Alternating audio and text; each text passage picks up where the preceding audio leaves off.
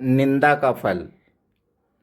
एक बार की बात है, किसी राजा ने यह फैसला किया कि वह प्रतिदिन 100 अंधे लोगों को खीर खिलाया करेगा। एक दिन खीर वाले दूध में सांप ने मुंह डाल दिया और दूध विषयुक्त हो गया। जहरीली खीर को खाकर 100 के 100 अंधे व्यक्ति मर गए। राजा बहुत परेशान हुआ कि मुझे 100 आदमियों की हत्या का पाप लगेगा। राजा परेशानी की हालत में अपने राज्य को छोड़कर जंगलों में भक्ति करने के लिए चल पड़ा ताकि इस पाप की माफ़ी मिल सके। रास्ते में एक गांव आया। राजा ने चौपाल में बैठे लोगों से पूछा कि क्या इस गांव में कोई भक्ति भाव वाला परिवार है ताकि उसके घर रात काटी जा सके। चौपाल में बैठे लोगों ने बताया कि इस गांव में 2 बहन भाई रहते हैं जो खूब पूजा करते हैं। राजा उनके घर रात में ठहर गया। सुबह जब राजा उठा तो लड़की पूजा पर बैठी हुई थी। इससे पहले लड़की का रूटीन था कि वह दिन निकलने से पहले ही पूजा से उठ जाती थी और नाश्ता तैयार करती थी। लेकिन उस दिन वह लड़की बहुत देर तक पूजा पर बैठी रही। जब लड़की उठी तो उसके भाई ने कहा कि बहन, तू इतनी देर से उठी है? अपने घर मुसाफिर आया हुआ है और उसे नाश्ता करके दूर जाना है।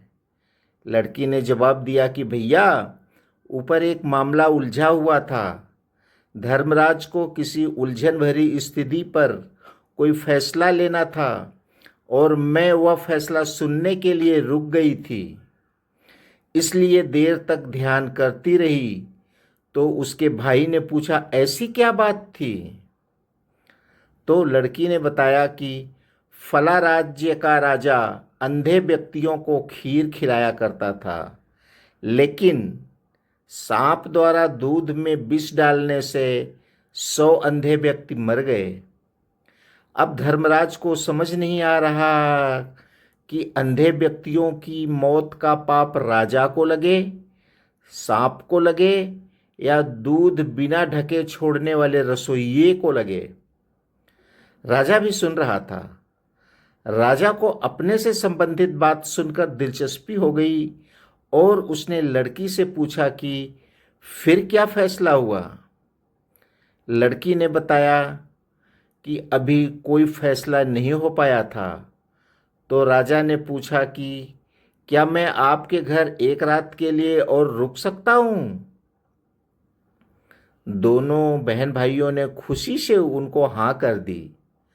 राजा अगले दिन के लिए रुक गया, लेकिन चौपाल में बैठे लोग दिन भर यही चर्चा करते रहे कि कल जो व्यक्ति हमारे गांव में एक रात रुकने के लिए आया था और कोई भक्ति भाव वाला घर पूछ रहा था, उसकी भक्ति का नाटक तो सामने आ गया है।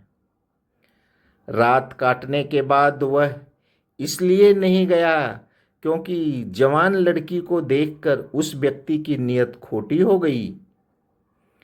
इसलिए वह उस सुंदर और जवान लड़की के घर पक्के तौर पर ही ठहरेगा या फिर लड़की को लेकर भागेगा।